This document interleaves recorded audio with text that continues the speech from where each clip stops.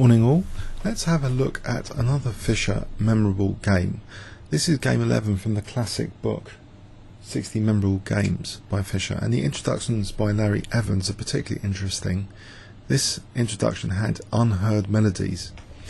So Fischer playing white against pal Benko in 1959, who's featured twice by the way. So also there's a 1963 game 4 years later. So here though, Fischer kicking off with e4 and pal Benko using the Sicilian defense.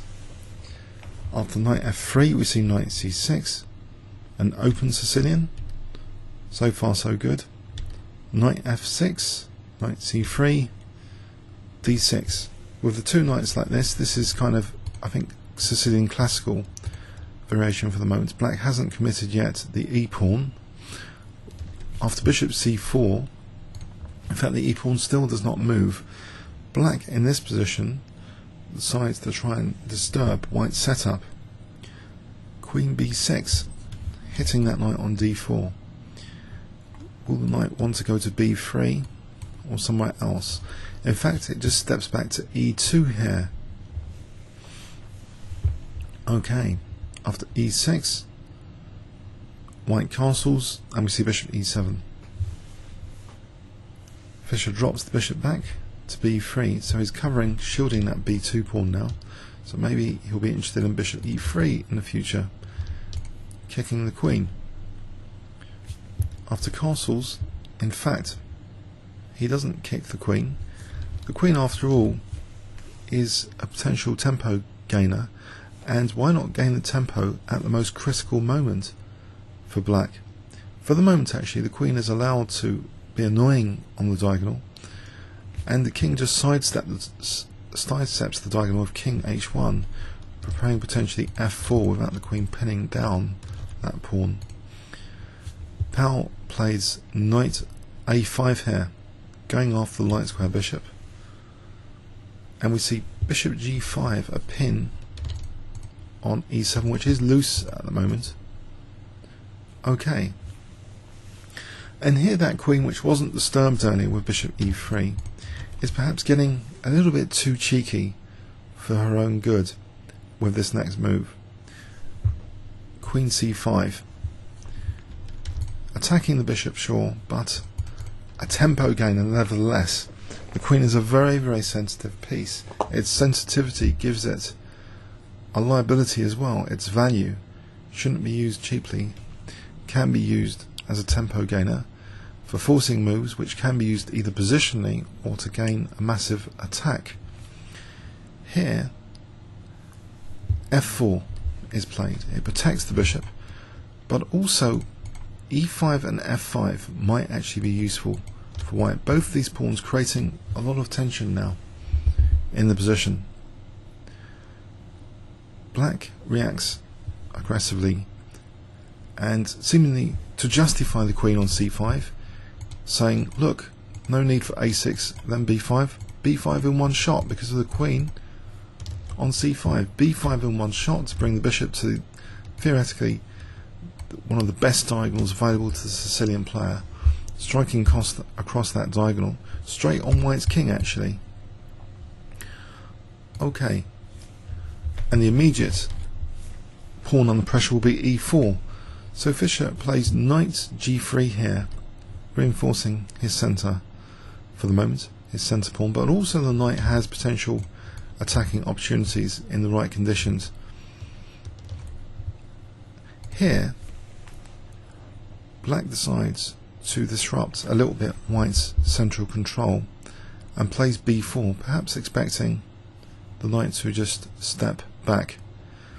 After all, this knight is now protecting e4, so that will be possible. The knight stumbling to the edge, not so attractive perhaps, but Fischer finds here another move. I wonder if you can spot it if I give you 10 seconds starting from now.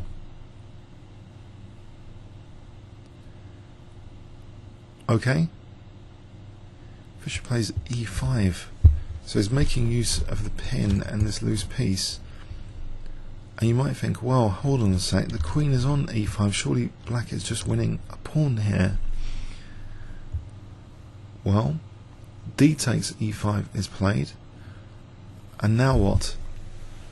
Here the point is revealed.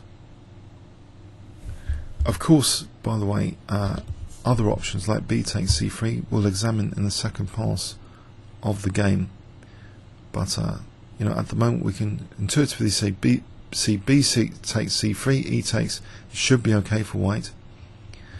Okay, but after d takes e5, another forcing move, bishop takes f6. How does black recapture here? And this e4 square now is a nice square to kick that queen with tempo. So if bishop takes f6, either knight can jump in potentially to e4, but I guess one would want to use the e4 knight, and then it looks rather dangerous, this sort of position. We'll check in the second pass of the game just in case this is anything less than accurate here.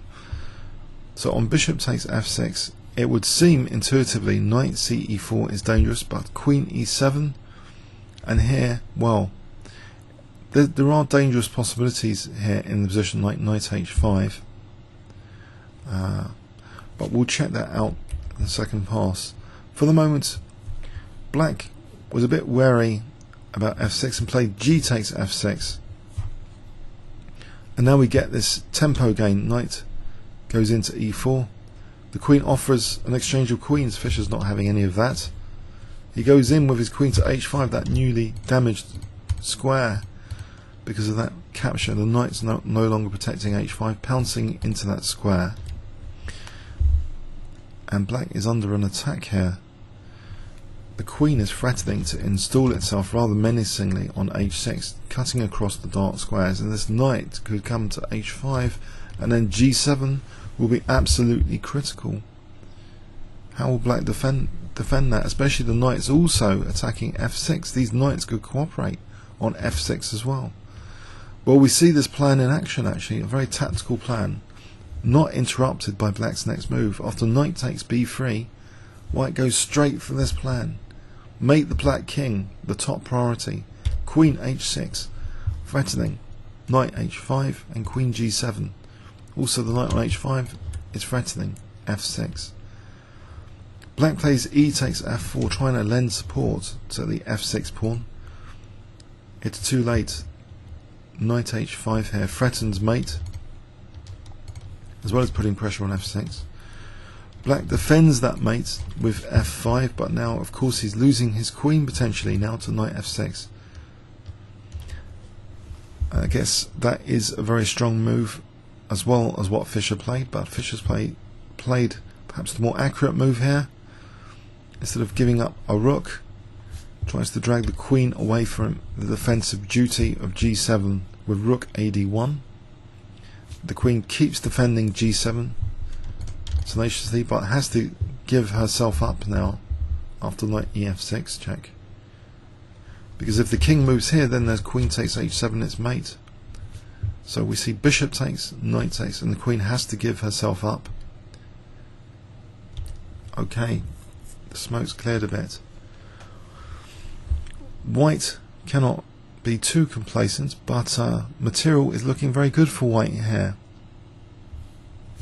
Knight c5, and now we see a check, which is a super accurate move, winning more material because it's creating in the position a loose rook, and loose pieces tend to fall off, as John Nunn once said.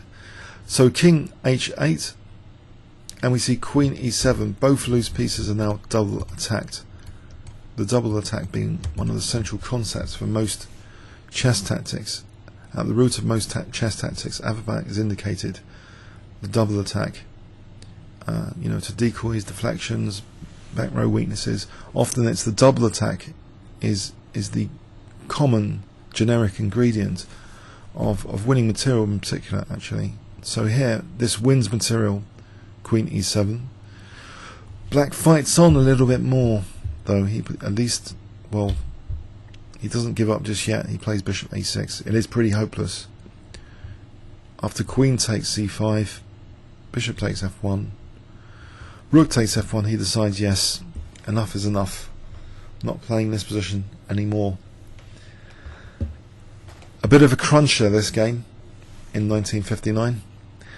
Let's put it under engine view to see really critical mistakes. So the queen maybe got a little bit too arrogant here, that it wasn't chased off this b6 square, even after white looked as though, you know, bishop b3 is right for bishop e3 to chase off the queen. No, the queen was left, and maybe a bit too confidently on that diagonal, and thought it could be used for multiple things, to inhibit e5, to prepare b5, because it went to c5 later in this game, and here to attack the bishop as well. Tempting, looks logical as an idea. Given the queen is on b6, why not move it just to c5 and attack the bishop, and then play an accelerated b5? Why not? It looks absolutely logical. Go across the diagonal, get the bishop as quickly as possible on b7, pointing at the white king. So queen c5 looks logical, but the intuitive logic is sometimes really in chess brutally refuted with forcing moves. Forcing moves really can change the picture of a chess position so rapidly. The queen's a very sensitive piece, and after f4, it seems one of the key threats in the position is e5, and in conjunction with another forcing move, a knight coming to e4, as we saw. So we see b5 here. For the moment, black technically was okay. He could have played h6. Say he kicks the bishop with h6. Takes. It's not so bad here. The bishop's eyeing e5, inhibiting e5. So queen d3, rook d8. Okay, let's go with f5. Black seems to be okay. If he's got a nice piece on e5, this would be okay as an example. So h6 seems a good move. b5 is also a good move as played. Okay, for the moment, no major disaster. After knight g3 though, this is it. This is the problem. I think this is the key blunder of the game. b4, pushing the luck of the queen on c5 a little bit too much. Here, safeguarding e4 control from this tempo gain operation with bishop b7 looks good. Bishop b7. Would it work now? Would it do anything? Just d takes? Would it actually do anything? Bishop takes. Knight e4.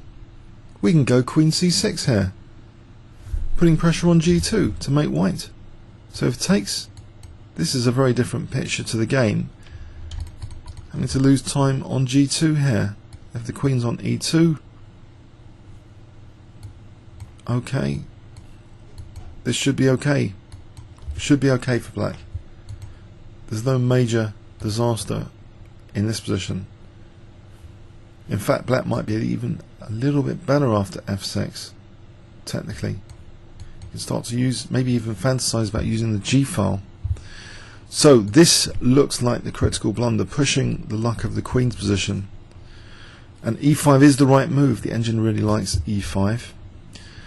Okay, so we see d takes e5. Now if b takes c3, e takes f6, well, if g takes, now here bishop h6, actually that unveils queen g4 as a threat, doesn't it, to mate on g7. So if the king sidesteps that, we can win the exchange. And then knight e4 again, queen gets kicked. Now knight takes c3, no need to double the pawns, nice healthy pawns, and white will be better here. Okay, so that's an example for g takes f6, and if bishop takes f6, bishop takes g takes, again we see this knight e4, queen f5. Now in this position, slightly different. Knight takes d6, and white's still better. You can get this pawn actually, or even better, you can play queen d4 or queen g4. What is going on here? Queen h4, nasty. Look at this. going to f6, important. h7 now under severe threat. Rook f3 threatens rook h3 and queen h7 now. Potentially. Rook h3, there's bishop g2 though, no, so rook g3 much better. Pardon me. And what do we get here? Why bishop e4? Well, that's using the pin, protecting h7. But in this position, it starts to go downhill, I think, for black. Knight h5 hitting the queen. A loose piece falling off. Okay, that's just a fantasy variation, well, engine generated variation. See what could happen in this scenario of bishop takes f6. Okay, so let's go back in the game. D takes e5 was played, and we saw bishop f6. G takes f6 here. Bishop B takes c3 looks to be an improvement here in this position. We can't go for the mate, just bishop f6. If we go for knight e4, queen b4. Interesting, queen b4. What is going on here? Let's go back. Is this really a mega improvement? In this position, did Fischer play in inaccuracy with bishop takes f6? That's the question now.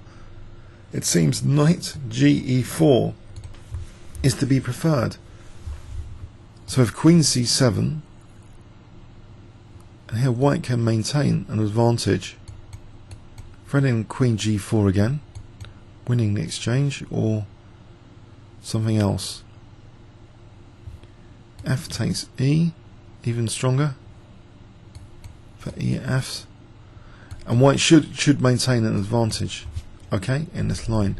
But Fischer's continuation might be inaccurate. Okay, so instead of knight ge4, he played bishop takes f6. So forget about recapturing on f6, just taking on c3 here. Let's go with taking on c3. It's surprising. I must confess, I've used this position around about the e5 as a tactical example on the Barnet site without actually ever forensically checking the game with an engine, the game continuation. It seems that, according to the engine on depth 19, this is okay for black, this position. Let's try and bust black up. What do? We can't play bishop e7. Does queen takes? What is the point of this? Black's doing fine. What can we play here after b takes c3?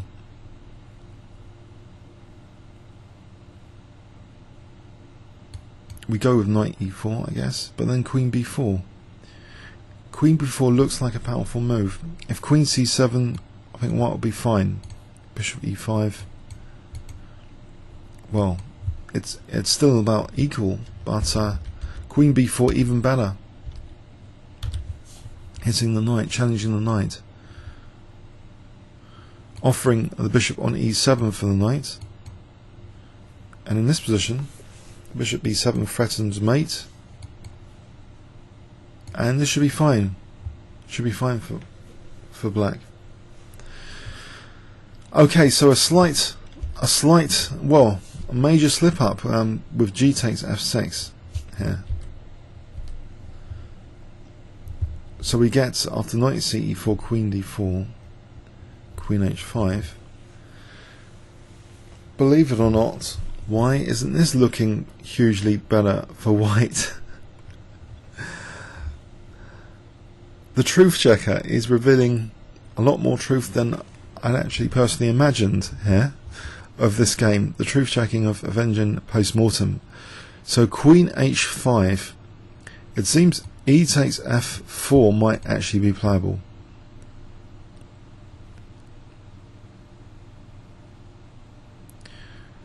How can white get an advantage? You can take that knight on a5 but lose g3. That's no good. That's a bit of a distraction from the attack.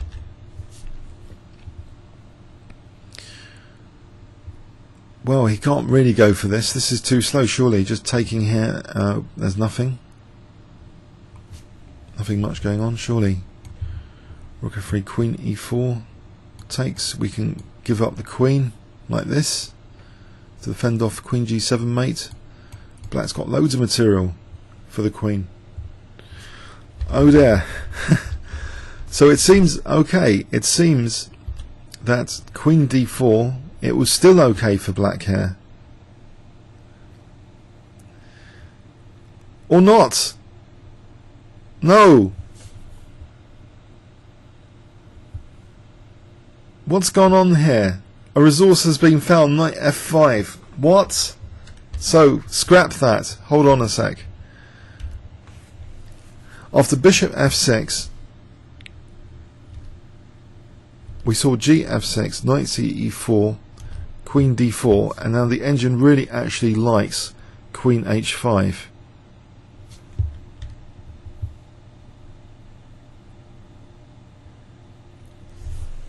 And you might wonder why. And this is the resource which changes everything. It changes the picture of everything. Okay, you can probably read it off there, but maybe don't look down there. What does white play in this position? Wow. And we might have an example of quadruple pawns. The rowing boat team is out to row the rowing boat. So what would you play in this position? If I give you 10 seconds starting from now.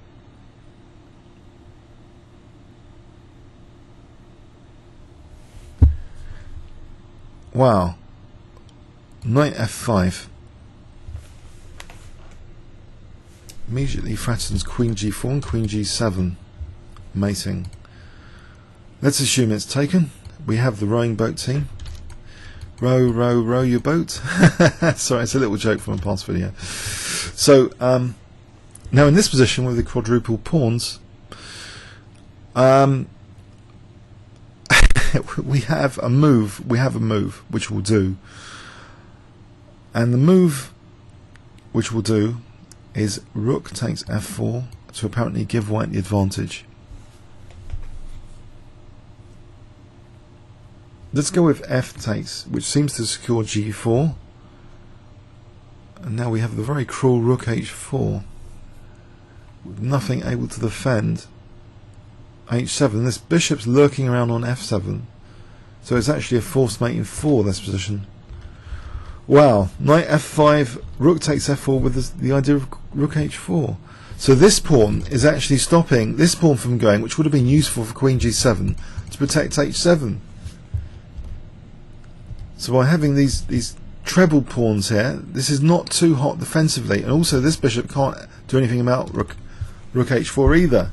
So these pawns are jamming each other up in this position for a simple rook maneuver with the queen to be mating. If the king goes to f8, there'll be queen f7. There's that bishop there. If black's forced to give up the queen, takes, and then loses knight at the end of it. And white's material up, white's better overall. Wow, so knight f5. Attacking the bishop as well. What else can black do? Attacking the queen. Black's virtually forced surely to take on f5. We'll just take the queen, thanks very much, if the king moves. What a crushing tactical resource. Knight f5 in this position. It disrupts all of the defense. It actually seems rather cruelly, this theme of disrupting defensive resources was used in the 1963 game against poor pal Benko. I don't know, maybe Fischer had memories of this game and thought, ooh, wouldn't it be nice to block up all the defensive resources with a move like this? I mean, it's like interference, blockage. It's a peculiar type of tactic, but the straightforward rook takes f4 would not do here. If rook takes f4 in this position, we have the defensive resources available to black with f5. The pawn mobility is being used to provide defensive resources like queen g7. You know, rook h4, we just play queen g7, or we just take We've got two defensive resources available if we can move the f pawn. Knight f5 is such a crunch. It stops that critical f pawn for these two defensive resources. They're crossed out with knight f5.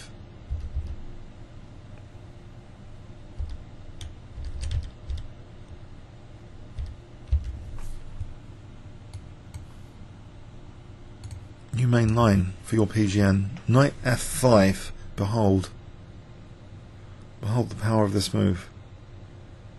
It's amazing to think that white, because these resources are cut off, that white now has just time in broad daylight to go for h7 in broad daylight. But what if black tries to get this bishop, you might ask, with knight takes b3 first and then evacuate? Rook here, rook move. The thing is, queen h8 is going to be mate. You don't even need f7. Queen h8 is mate. Sick. This bishop is now stopping this defensive resource. It's a catastrophe for the black king's safety, this position. It seems everything seems to coincidentally work after knight f5.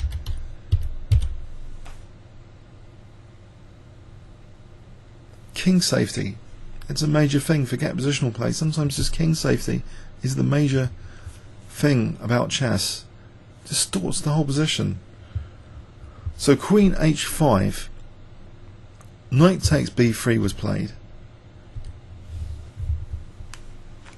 and now we still see the idea of mating on g7 being introduced again. Was there anything stronger here? It seems the engine likes this queen h6. It looks pretty strong. Black hasn't invested time to clear up that diagonal, so there's going to be difficulty defending g7.